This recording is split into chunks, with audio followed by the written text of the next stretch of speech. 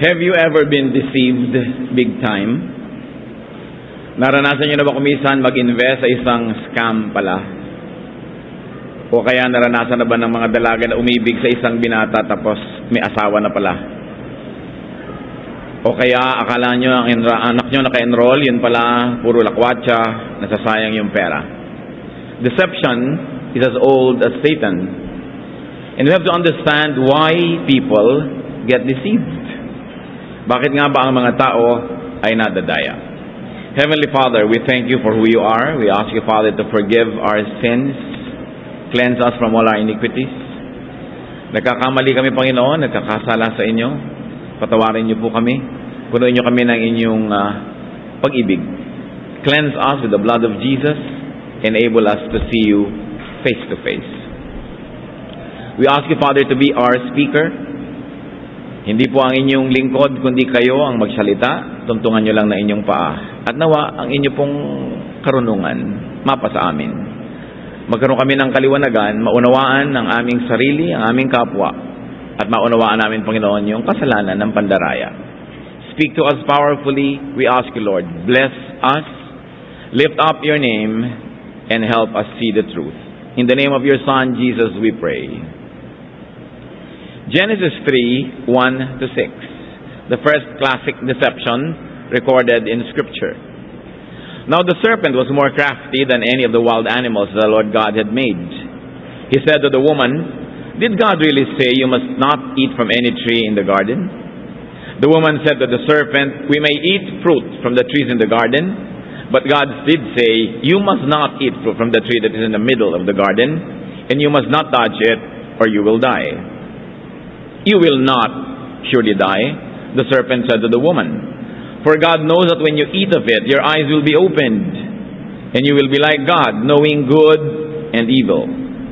When the woman saw that the fruit of the tree was good for food, and pleasing to the eye, and also desirable for gaining wisdom, she took some and ate it. She also gave some to her husband who was with her, and he ate it. Nawa pagpalain tayo ng Panginoon sa pananariwa natin sa isang kasaysayan na kasing tanda ng sangkatauhan. Noong nagkaroon na ng sisihan, nagkamali na si Adan at si Eva, sabi ni Eva, "The serpent deceived me." And from then on, deception never left its curse on humanity. The business of deception goes on until now. In fact, 2 Timothy 3:13 says, "Evil men and impostors will go from bad to worse, deceiving and being deceived." People get deceived because they are first and foremost trusting. Si Eve, nagtiwala siya. Lahat ng mga nadaya, nagtiwala muna. Ang mga taong ibinigay ang kanilang puso sa isang impostor, nagtiwala. Yung mga nag-invest ng pera nila sa isang masamang negosyo, nagtiwala. Yung bumili ng produkto na nung buksan nila, iba pala ang laman, nagtiwala. Bumili ka ng insurance policy nung kailangan mo na, tumakbo na pala yung kumpanya, nagtiwala ka. You have to trust first before you get deceived. And the very bad fruit of deception is that many good people have a tendency to become bad later once they have become victimized. Or at least they become ungood. And the cycle continues. Kaya ang unang pag-ibig, kadalasan ang tapat-tapat mo, pero sa pangalawang pag-ibig, ikaw na yung nandadaya, ikaw na yung naglalaro, ikaw na yung gumaganti-ganti. Sa taong una palang umiibig at nagtitiwala din sa'yo na masasaktan na naman at uulitin na naman yon sa iba. One of the more horrible fruits of deception is that they jade people. People become less trusting, people become skeptical, people stop believing anymore, and that's when the humanity is lost. Kaya ang bilin ng Panginoon sa kanyang mga alagad, Matthew 10:16, "I am sending you out like sheep among wolves. Therefore, be as shrewd as snakes and as innocent as doves." Hindi lang itinuturo ng Panginoon na maging mabait ka, mabuti, sabi kailangan matalino ka rin. Kung gaano katalino yung ahas, gano'n ka katalino. Pero kasing bait ka ng mga kalapati. Maraming mga napagsasamantala at nadadaya kasi kasing bait lang ng kalapati pero hindi nagpapakatalino, nagtitiwala. Sabi, be as shrewd as snakes. Because deceivers take advantage of trust, of faith, and even of innocence. That's why children or young people have to be protected. Because they're innocent. They think that they know. They think they can change the world. They think that they are the captains of their souls and the masters of their faith. But they know so little. And they become victims of those who are more crafty. People get deceived because they are blind. Usually blinded by their chosen reason. Sinabi natin chosen reason? Kasi kanya-kanya tayo ng mga pinapaniwalaan. We subscribe to our personal theologies, to our personal philosophies. And most of the time, the personal theology or philosophy or school of thought that we subscribe to has a lot to contribute to our being deceived. Isaiah 6:9, he said, "Go and tell these people, be ever hearing but never understanding, be ever seeing but never perceiving." Of course, this verse has an original context, but they also have universal values that we can apply to all places and to all time. So, a reason, a philosophy can limit a person and therefore can enable a person or disable a person from seeing many other sides. Lalong-lalo kung fanatic siya sa ganung klase ng reasoning. People get deceived because they are blinded by their needs, by their emotion, especially. Kaya yung po mga emosyonal, mga sentimental, maibigin, madalas sila nagiging biktima ng mga matitigas ang puso at nakakayanan na paglaruan ang pagtitiwala ng mga mahihina. Judges 16:15-17, si Samson, ang laki-laking tao na daya ni Delilah. Sapagkat siya binigyan ng kapangyarihan ng Diyos na labanan yung kanilang mga kaaway, pero ang lihim ng kanyang kapangyarihan ay nasa haba ng kanyang buhok. Lihim yon, sikreto. Then she said to him, "How can you say I love you when you won't confide in me? This is the third time you have made a fool of me and haven't told me the secret of your great strength." With such nagging, she prodded him day after day until he was tired to death. So he told her everything. Dahil si Delilah ay maganda, maibigin, kaibig-ibig, hindi niya tinigilan si Samson hanggang ibinunyag na nito ang kanyang lihim. Sabi nga ni Balagtas, ang paglililoy nasa kagandahan. Hindi lahat ng maganda nandadaya, pero maraming pandaraya dinadaan sa ganda. Kasi pag maganda, nakakabulag, nakakasilaw, nakakapandaya tuloy. The emotionally involved can become candidates for deception. That's why we have to watch our emotions. People get deceived because they are blinded by their agenda. Pag meron kang hinahangad, gusto, isang bagay na talagang pinipilit mong mapasayo, pwede kang mabulag. Mabulag sa katwiran, mabulag sa sense of proportion. That very little things can be bought at a price. Nangyari yan noong si Esau ay nadaya ng kanyang kapatid at sa isang pinggan na munggo o lentil ay ipinagpalit niya ang kanyang birthright. Once when Jacob was cooking some stew, Esau came in from the open country famished. He said to Jacob, "Quick, let me have some of the red stew. I'm famished." Jacob replied, "First, sell me your birthright." Then Jacob gave Esau some bread and some lentil stew. He ate and drank and then got up and left. So Esau despised his birthright.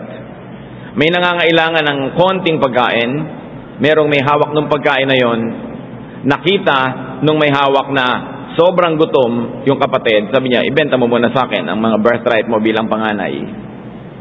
Pinagsamantalahan nung may hawak ng konting pagkain, yung pagkakagutom, yung pangangailangan ng kapatid. Pagka may nagkakadayaan, may nagsasamantala, may nangangailangan, may nag-aalok na yung pangangailangan na yun ay matugunan, kaya yun nga ay natugunan o hindi, yun ang nagiging simula ng pandaraya. Of course, a degree of blindness could be being under-informed. Meron kang konting alam, pero konti lang, kandidato kang madaya. Papasok ka sa negosyo, may konti kang alam, pero marami kang hindi alam, nadadaya ka. Papasok ka sa politics, in deceitful politics, in sly business practices. You know little and you think you could get by, then you get deceived by those who are masters at trickery. Kahit sa unfamiliar terrain, pag pumasok ka dyan, nagkakadayaan. You go into trading, you go into anything at all, into showbiz, even in the new media, sa internet. Ang dami-dami nagkakadayaan. Kasi hindi mo naman nakikita ang kausap mo, hindi mo kilala, pwedeng-pwede na magkaroon ng mga pagsisinungaling. Ignorance is dangerous. And especially if the ignorant person becomes the deceiver. Because the person might be well informed, might be technically adept, but if the person is ignorant about spirituality and ignorant about the value of humanity, the value of values, the value of dignity, then that ignorance could turn a person into a beast. And more so if that person is equipped, knowledgeable, or an expert in his chosen field of deception. Psalm 73 verse 22, I was senseless and ignorant, I was a brute beast before you. Ang sinasabi nung nagsasalita, dahil sa aking kamangmangan, tao man ako, para lang akong hayop. Sapagkat ano bang nag-iiba sa tao at sa hayop? Yung pagkatao, yung dangal, yung buti ng yung kalooban. 2 Peter 3:16, he writes the same way in all his letters, speaking in them of these matters. His letters contain some things that are hard to understand, which ignorant and unstable people distort, as they do the other scriptures to their own destruction. So you see, pagka ang tao may alam, pero ignorant siya about the more basic human qualities, yung alam niya, gagamitin lang niya para baluktutin niya yung totoo, yung tama. Pag meron siyang alam na medium, gagamitin niya yung pagkakaalam niya para yun ay maging kasangkapan ng kanyang mga kasamaan o pandaraya. Some people get deceived because they are selective in their focus, in their vision, in their sight. Nadadaya ang maraming tao dahil namimili lang sila ng tinitingnan. Namimili lang sila ng papakinggan. Namimili lang sila ng susundan. And the sad thing is that people have blind spots. Sa driving, kayo po mga nagmamaneho, meron tayong blind spots eh. May lugar na hindi natin kita yon. Kaya kailangan lumilingon ka para tingnan o may maroon kang salamin doon sa kotse, makita mo yung likod, may mga side mirrors, para yung blind spots mo ay matulungan ka.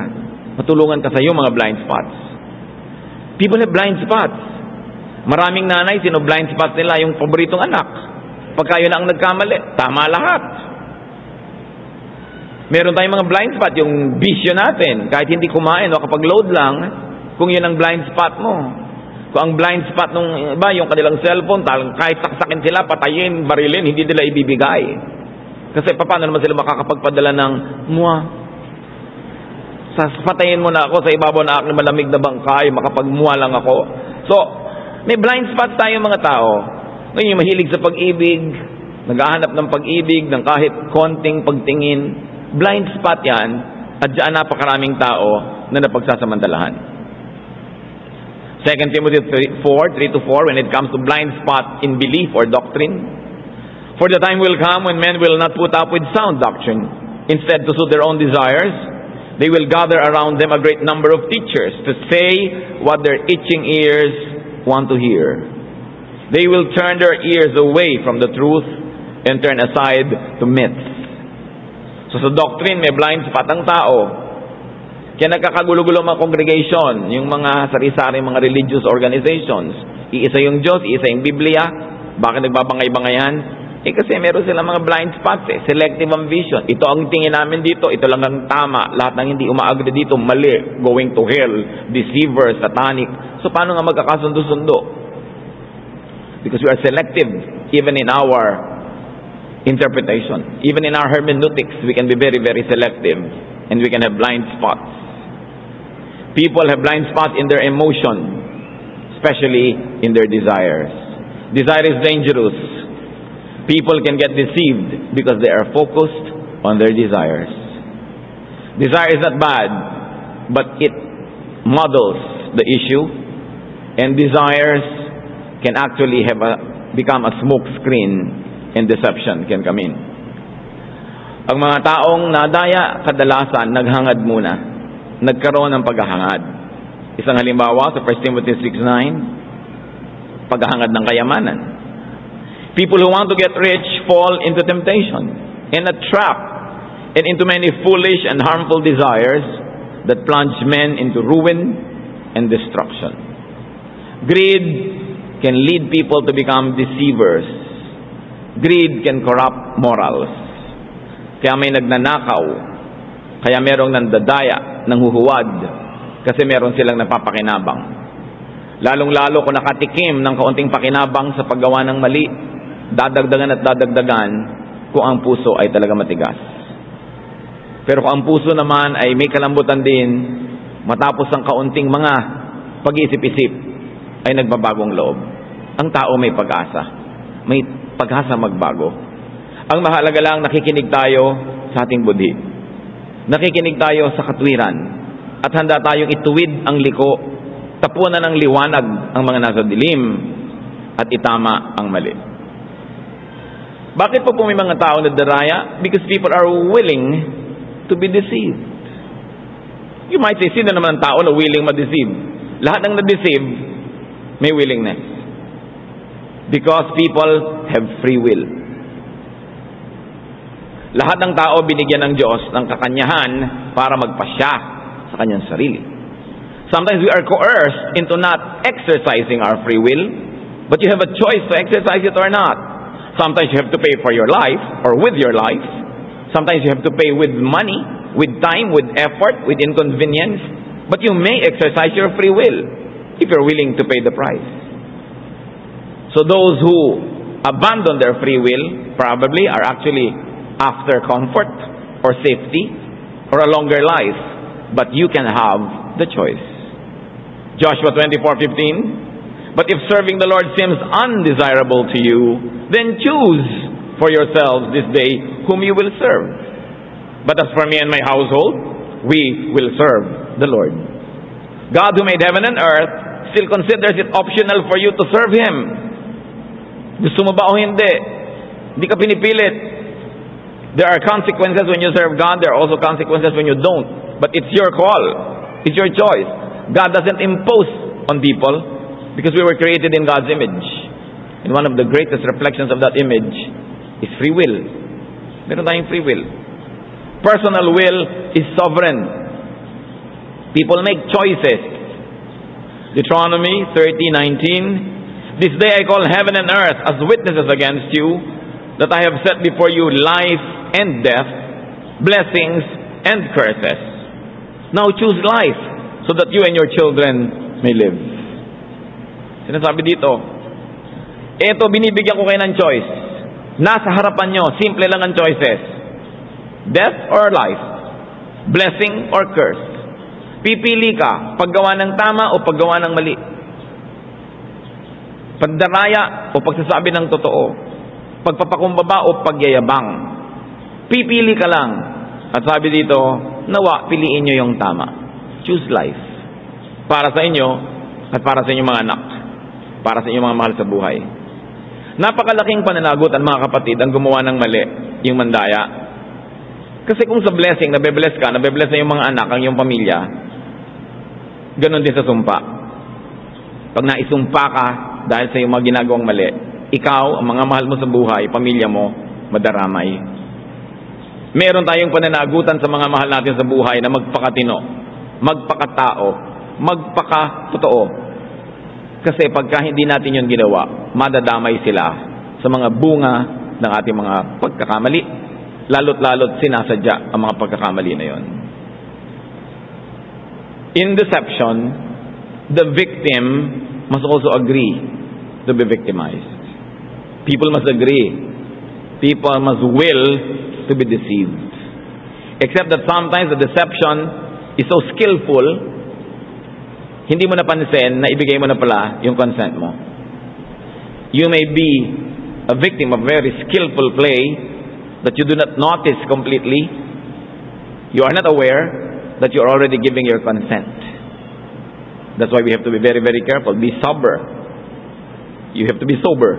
Kailangan gising ka, hindi ka lasing. Kasi pag lasing ka, napapapirma ka na hindi mo alam. Pero pumirma ka pa rin. Napaka-importante na maging gising.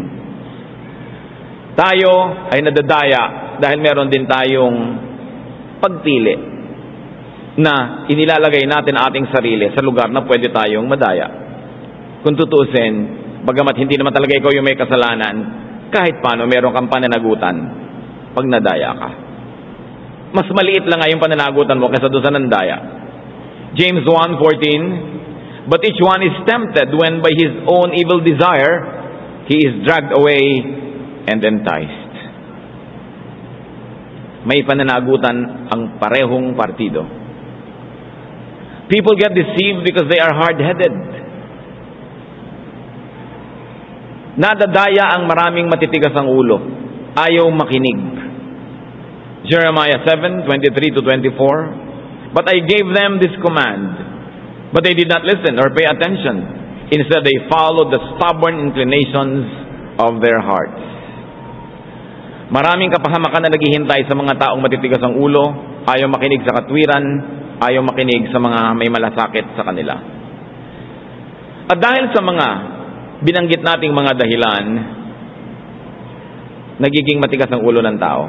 Dahil sa kanyang emosyon, dahil sa kanyang blind spot, dahil sa kanyang agenda o mga hinahangad, dahil sa kanyang kamangmangan o kakulangan ng kaalaman, dahil sa kanyang mapiling pagsunod lang sa mga gusto niyang sundan, nagiging matigas ang kanyang ulo. That is the sad part. But there is also a happy part.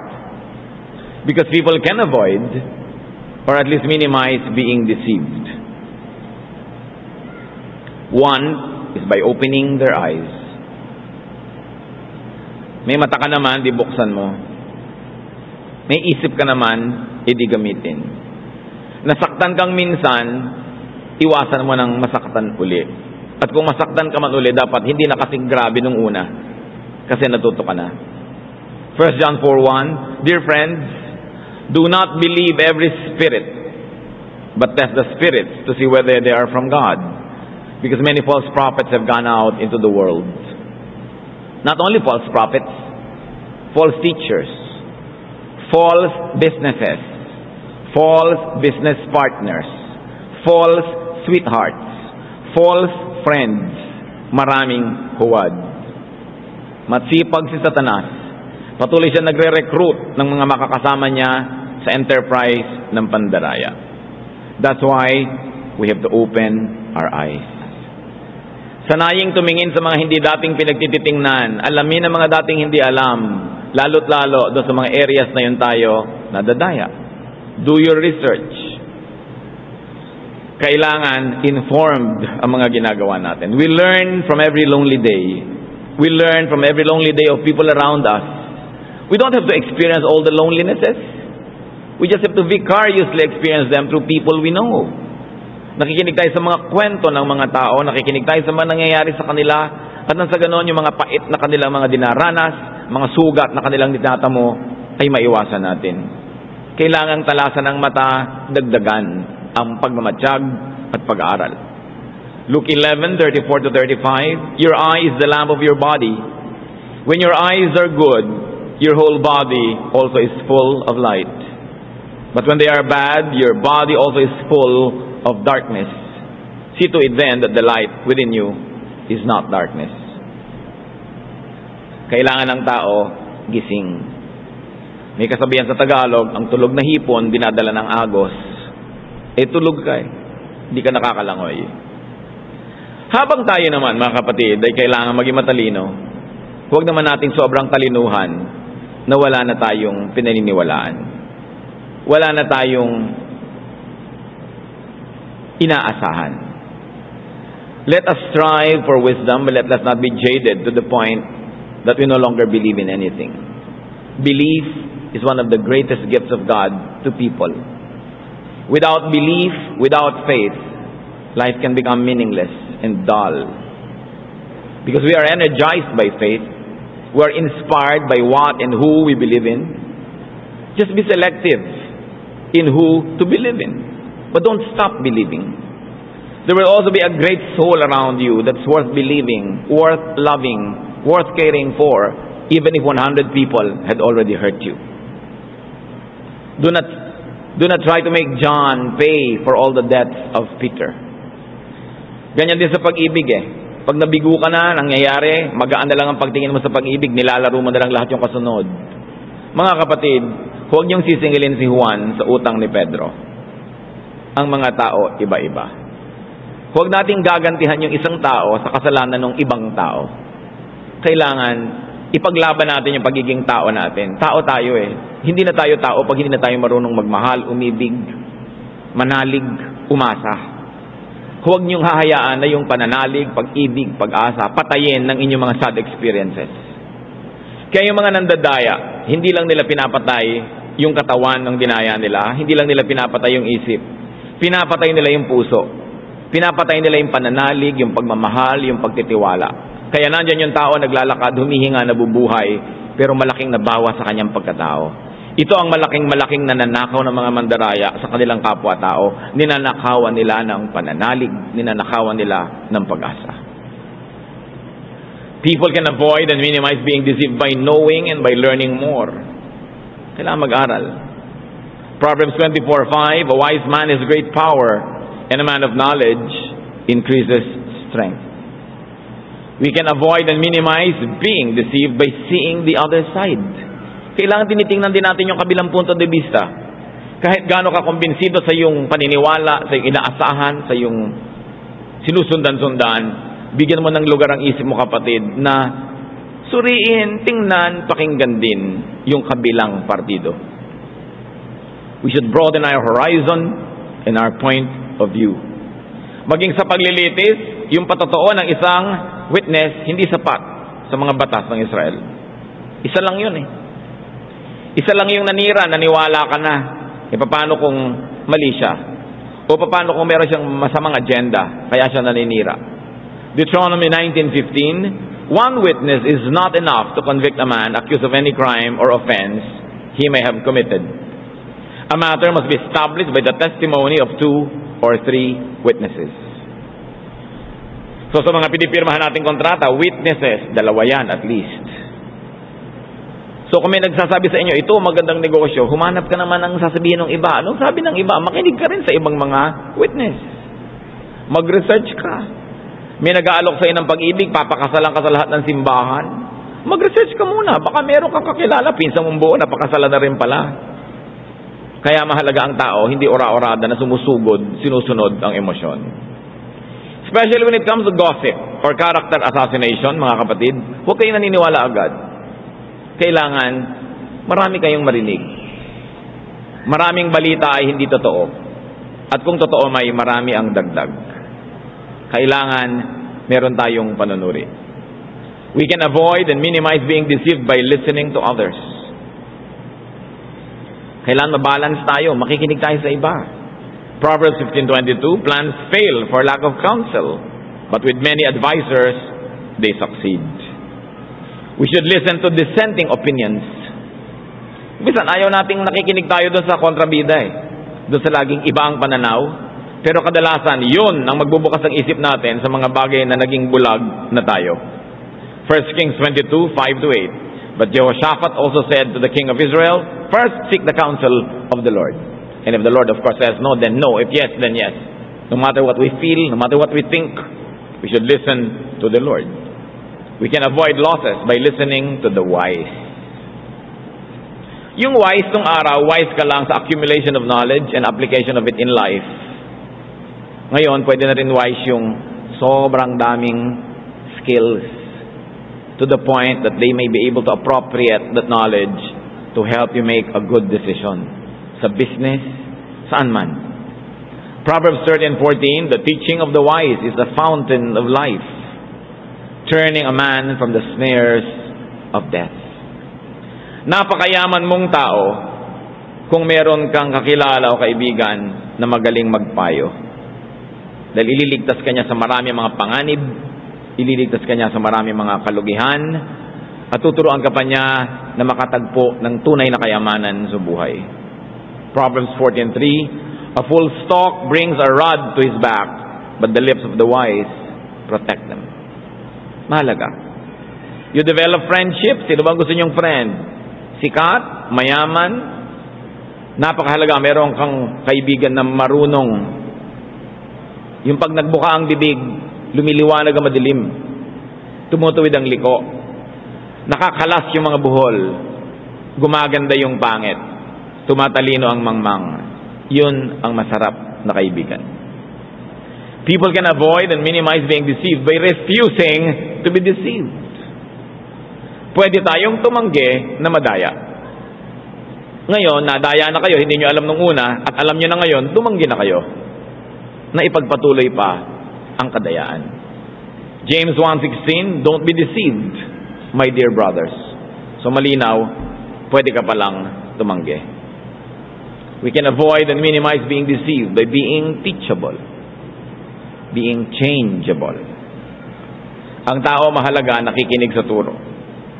Hindi nagyayabang. Kung nagkamali, aaminin, nagkamali ako, sorry. Nakikinig. Hindi tinatakpan ng tainga sa mga boses na ayaw madinig.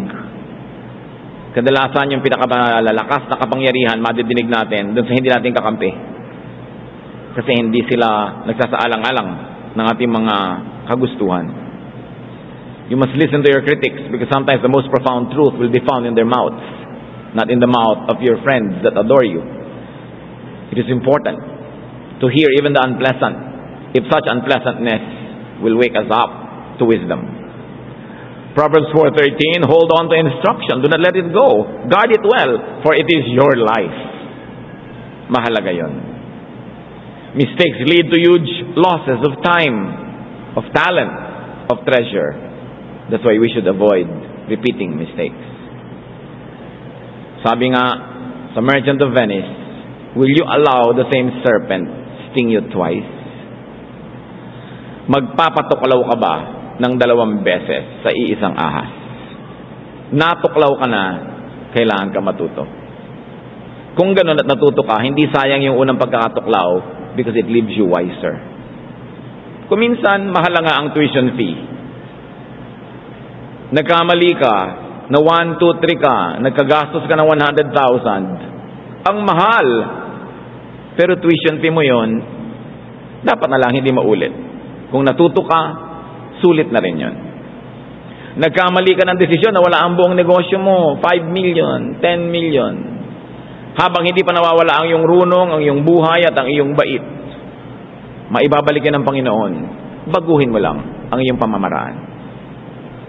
Kung kayo ay nasaktan na dahil sa pagkakamali, don't let that make you bitter.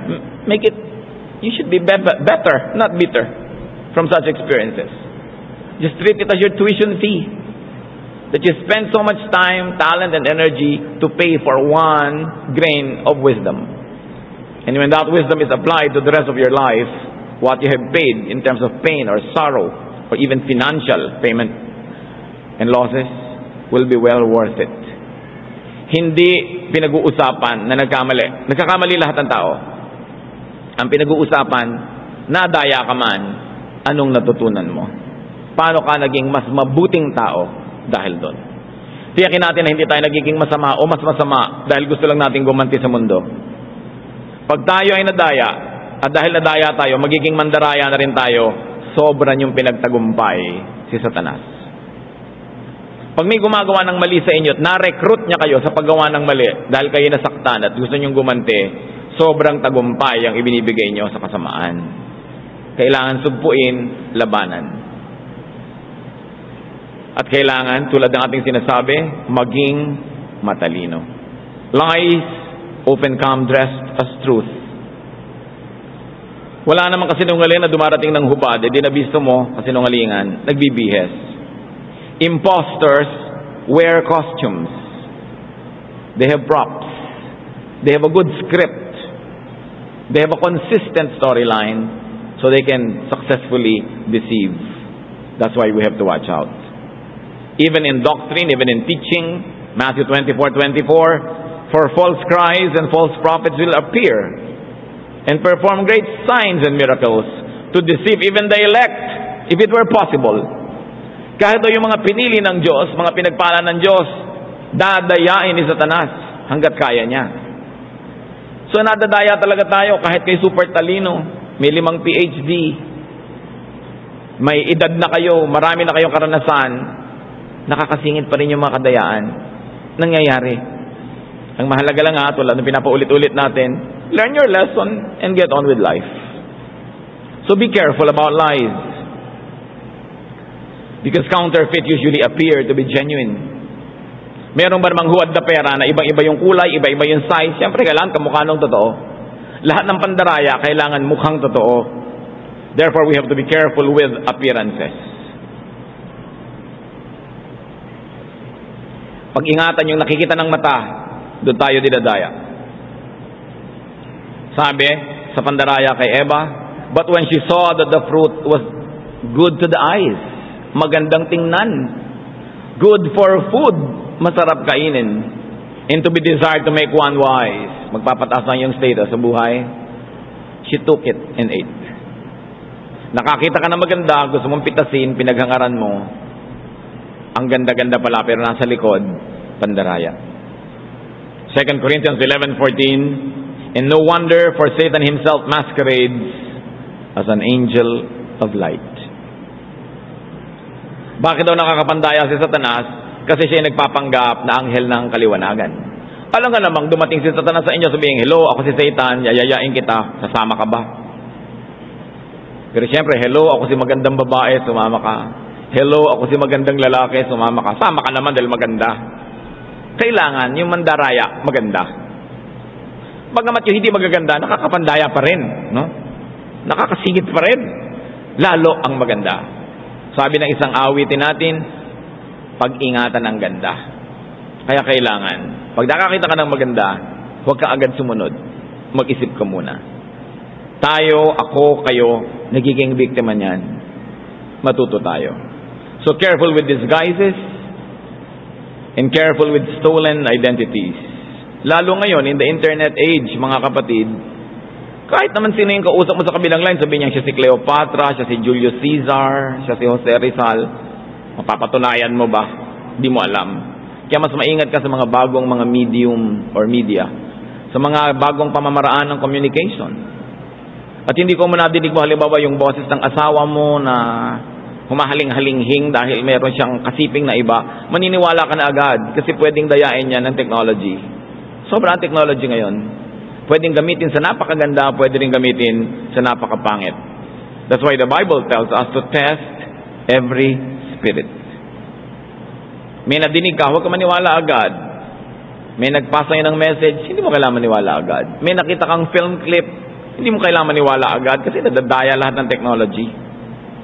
Pero ang pinakamalaking pandaraya, mga kapatid, hindi technology, emosyon, damdamin. Old-fashioned pa rin. As old as humanity, the greatest deceiver is the emotion. So watch your emotion, watch your desires, watch your philosophy. They can be your weak point. They can be your Achilles heel. They can be the entry point of deception. Kahit ka pa nasa magandang gawain, kahit ka pa nasa spiritual work, you still have to watch it. Because even in the kingdom of God and in the work of God, there are many hidden agenda that can distort points of view. 2 Timothy 3:6, yung mga mandarayang religious people taking advantage of weak women, they are the kind who worm their way into homes and gain control over weak-willed women. Siyempre, especially if you're a religious person, marami pumupunta sa'yo, may problema. Sa oras ng pamamroblema, siyempre, mahina yan. Pwede mong dayain. Pwede sila maging emotionally dependent on you. At kung minsan, hindi mo man unang balak na pagsamantalahan dahil sila na itong nagbibigay ng motibo, madadarang ka na rin at mapagsasamantalahan mo na rin. Some people are asking to be raped.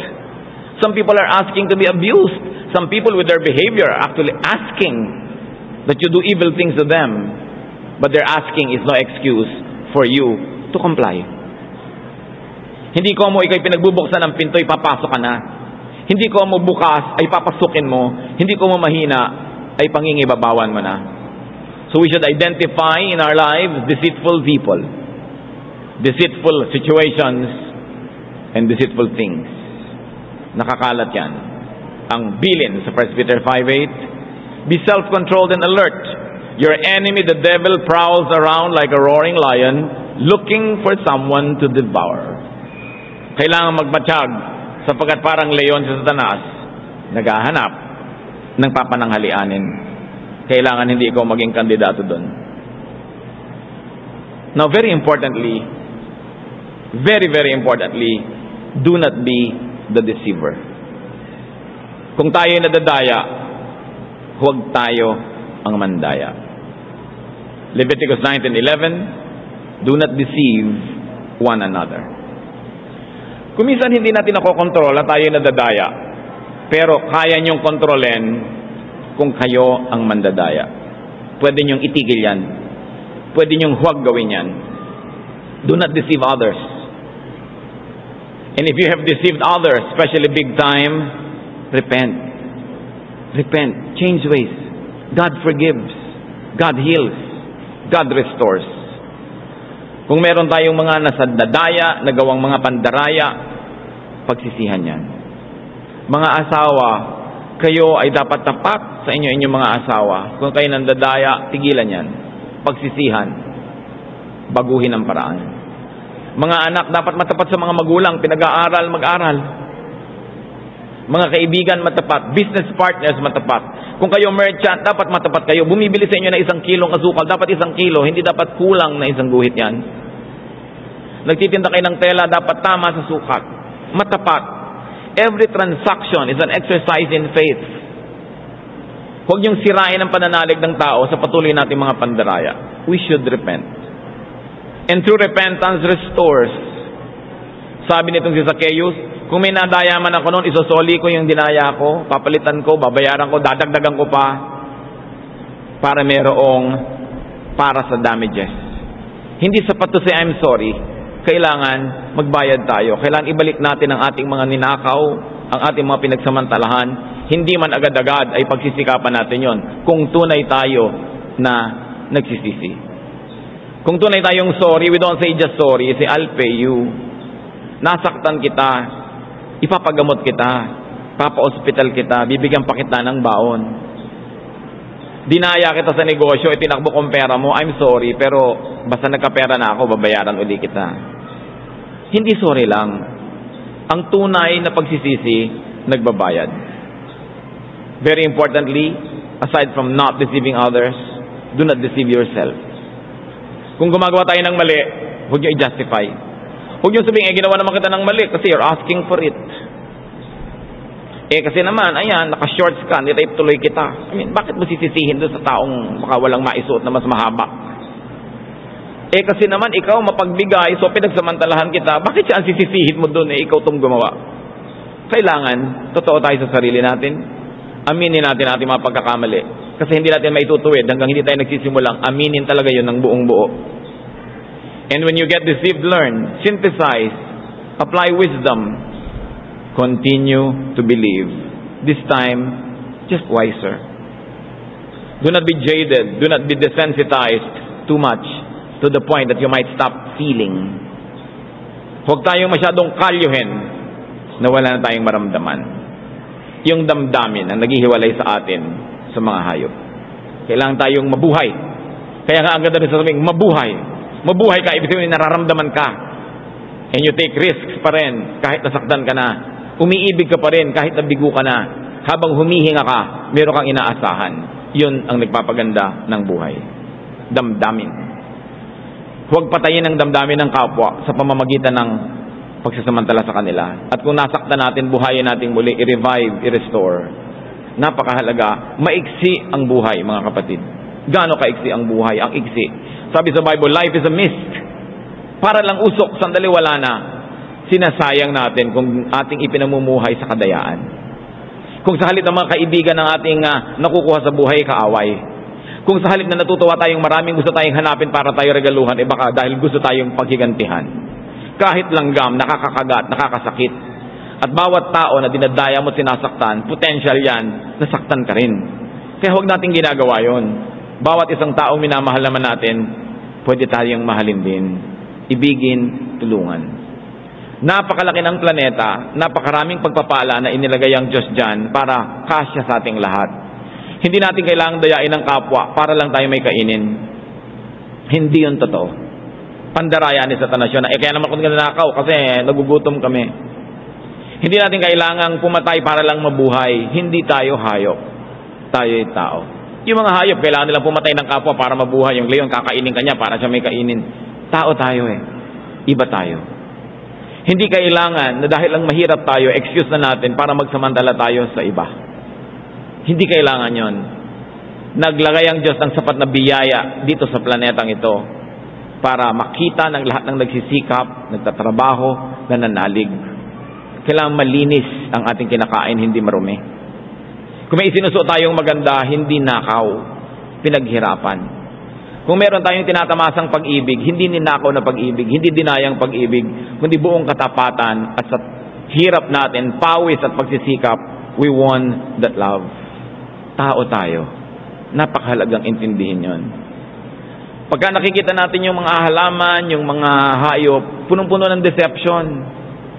Pati yung halaman, nagkukunwari siya na florera, pag may insektong pumasok, kakainin pala niya. Deception. Yung mga walang kagalaw-galaw dyan, akala mo bato, hayop pala. Pag may dumaang kapwa hayop, lulunukin. Tao ka. Tao tayo. Hindi natin dapat gayahin yun. Nasa atin ang Espiritu ng Diyos. We have the potential to be of the highest caliber of beings. Huwag nating sayangin yun. Let us squander the chance, the opportunity to reflect the glory of God in this short life. Do not waste your life by being like a beast. Make your life precious by being like God's angel. Stop deceiving people, small or big ways. And do not permit people to deceive you, because that will also damage you in a deep way. You are the temple of the Holy Spirit. You are the reflection of God. We have to grow from glory to glory. Do not let deception hamper you, being a victim or being the victimizer. Aming Diyos, salamat sa mga paalala mo sa amin. Salamat sa mga katotohanan na pwede kaming matuto. Patawarin mo po kami kung kami nagiging mandaraya. Mga kapatid, yumuko tayo, damahin natin ang presensya ng Espiritu ng Diyos. Kung tayo ay nakapandaya ng daraya, magsisi tayo ngayon din. Huwag na ipagpaliban. You don't know what the future holds. You don't know what the day may bring. You can suddenly be taken to the presence of God. And if you're not ready, it would be very, very sad. Kung meron kayong dapat ihingi ng tawad ngayon sa Diyos na pandaraya, sa ilang saglit ng katahimikan, manalangin tayo, humingi ng tawad, magpasya na magbabagong loob.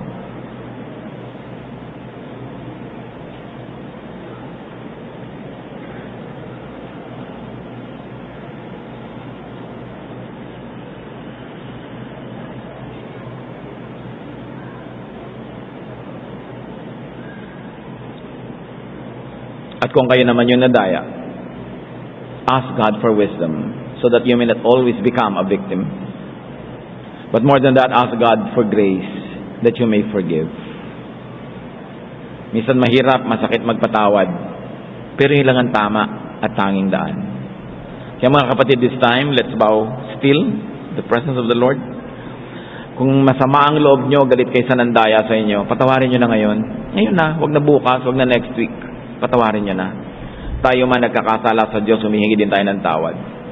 Humingi ngayon ng ganong grasya sa Diyos na magpatawad. In silence, set people free. Release them from your anger and hatred, mga sama ng loob at galit. Forgive those who have deceived you. Now, in the presence of God,